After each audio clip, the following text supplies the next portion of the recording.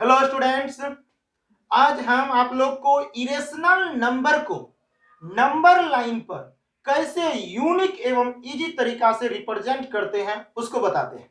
ध्यान समझिएगा और देखिए बोर्ड पर। क्वेश्चन है represent root 2 and root under 3 on number line. किसी भी इरेशनल नंबर को नंबर लाइन पर रिप्रेजेंट करने के लिए सबसे पहले हम काम करते हैं कि नंबर लाइन को ही ड्रॉ कर लेते हैं। ठीक है, ये क्या है? नंबर लाइन है। ठीक है, इधर अगर देखिएगा तो माइनस इंफिनिटी तक जाता है और इधर प्लस इंफिनिटी में, लेकिन माइनस में रूट डिफाइन नहीं होता है, इसलिए हम लोग डायरेक्ट प्लस में लेकर चलते हैं 0 1 2। ये जो हम लोग लेंथ लेते हैं, यूनिट जो लेते हैं, ये सेंटीमीटर इंच में लेते हैं। इसको रिप्रेजेंट करने के लिए तो आसानी से बनता है। जनरली हम लोग सेंटीमीटर का यूज करते हैं और नहीं तो इंच को। ठीक है, तो हम फिलहाल इंच लेकर रिप्रेजेंट करते हैं। अभी एक यूनिट को आप कितना मानकर चलेंगे? 1 इंच। 1 यूनिट को 1 इंच। अब यहां रूट अंडर 2 को रिप्रेजेंट करना है। हम क्या किए? 1 यूनिट पहले ड्रॉ कर लिए हैं। 1 यूनिट को आप अपने मन में रखिएगा, कितना है? 1 इंच। ओके, ये 1 इंच है फिलहाल, लेकिन हम बोलेंगे इसे 1 यूनिट। ठीक है, अब इस पर प्रोटेक्टर रखकर परपेंडिकुलर डालना है। ठीक है, इसका नाम दे दीजिए कुछ ना कुछ, ओ है ना, ए दे दिए है नाम। इस पर परपेंडिकुलर डालना है, प्रोटेक्टर कुछ इस तरह से रखाएगा और 90 के सामने एक पॉइंट लेना है। कहां पर एक पॉइंट लेना है? 90 के सामने, और इसको क्या करना है? ज्वाइन कर देना है। ठीक है, ये कितना किए? परपेंडिकुलर डाल दिए हैं। अब नेल को ए पर रखना है, पेंसिल को ओ पर। समझिएगा, नेल को ए पर, पेंसिल को ओ पर रख कर जो आर्क बनेगा ऊपर इंटरसेक्ट करवा देना है। ठीक है, इस तरह से आपको ये फिर से कितना यूनिट मिल जाएगा? ऑटोमेटिक 1 यूनिट मिल जाएगा। ठीक है, या आप चाहें तो 1 सेंटीमीटर का अगर लिए हैं, इंच का लिए हैं, तो 1 इंच नाप के ऊपर काट सकते हैं ए पर रखकर। ठीक है, इस तरह से 1 यूनिट हो गया। इसका नाम हम कुछ दे देते हैं बी। अब ओ को बी से क्या करेंगे? ज्वाइन कर देंगे। अब आप ये बताइए ओबी कितना हुआ? OB equal to Pythagoras theorem से कुछ ऐसा हो जाएगा, O A square plus A B square.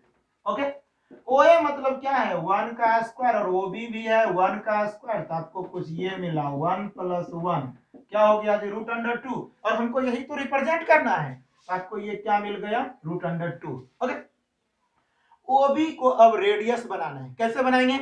Nail को रखें, कंपास में जो नेल होता है, नेल को रखिए ओ पर और पेंसिल को रखिए बी पर, है ना। और नेल को ओ पर, पेंसिल को बी पर रखकर एक आर्क ड्रॉ कीजिए। कुछ इस तरह का आपको एक आर्क ड्रॉ हो जाएगा। ठीक है, जैसा भी हो आपको एक क्या करना है? आर्क ड्रॉ करना है।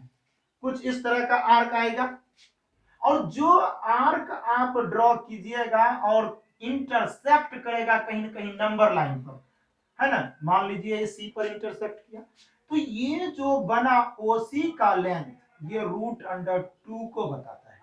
किसको बताता है? रूट अंडर 2 को। अब अगला है आप लोग के लिए कितना? Root under 3। कैसे रिप्रेजेंट करेंगे इसको भी देखते हैं। फिर से वही काम, एक नंबर लाइन बनाइए, है ना। नंबर लाइन बन गया, इधर तो माइनस इंफिनिटी होगा और इधर कितना हो जाएगा? Plus infinity. ठीक है, हम यहाँ 0 ले लेते हैं। फिर से 1 सेंटीमीटर को एक यूनिट बनाए हैं, इसे 1 मान लीजिए और इसे 2, और इनको क्या मान लिए? 3। आपको ये बताना है 3 किसका स्क्वायर से कम है इंटीजर में?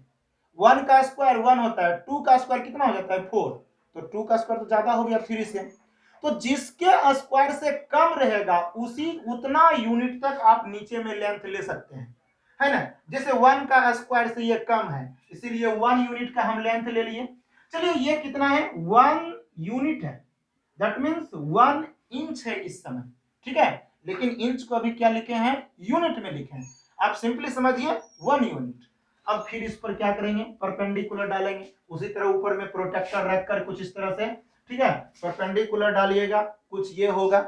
नेल को रखना है कहां पे? ए पर।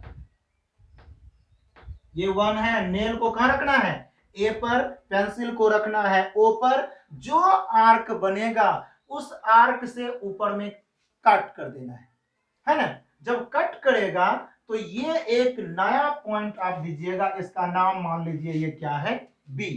फिर से वही काम आप कर सकते हैं, OA का लेंथ नाप कर, नहीं तो 1 इंच लिए हैं तो 1 इंच नाप कर ए पर से डायरेक्ट ऊपर में काट सकते हैं। जहां कट करा उसका नाम क्या दे दिए, बी। अब फिर से इसको हम क्या करते हैं, ज्वाइन कर दिए। इसको क्या किए, ज्वाइन किए। और ये आप लोग के लिए कितना यूनिट है, 1 यूनिट है। अब आप बताइए 1 यूनिट 1 यूनिट ये कितना हो गया जी, √2। लेकिन हमको चाहिए √3। तो एक काम करते हैं, √2 में कितना ऐड कर दिया √3, तो 1 का स्क्वायर कर देंगे। तो 1 का स्क्वायर 1 और √2 का स्क्वायर कितना हो जाएगा, 2 ही होगा। तो 2 + 1 कितना हो जाएगा, 3। तो फिर से अब OB पर क्या करेंगे, परपेंडिकुलर डालेंगे। OB पर ध्यान दीजिएगा, OB पर परपेंडिकुलर कुछ इस तरह से डाला जाएगा। और जो परपेंडिकुलर होगा फिर से वही 1 यूनिट नाप लेना है, 1 इंच को, और 1 इंच को नाप कर नेल को बी पर रखकर ऊपर इंटरसेक्ट करवा देना है। और नहीं तो नेल को यहां रख लीजिएगा, पेंसिल को O पर, फिर नेल को बी पर रखकर इसको काट दीजिएगा। जैसे भी हो 1 यूनिट आपको इंटरसेक्ट करना है, ठीक है। जहां कटा उसका नाम हम कुछ दे देते हैं, यहां C हो गया, ठीक है। अब ये भी कितना है, 1 यूनिट। कितना है, 1 यूनिट। और इसको C से ज्वाइन कर दिए, ठीक है।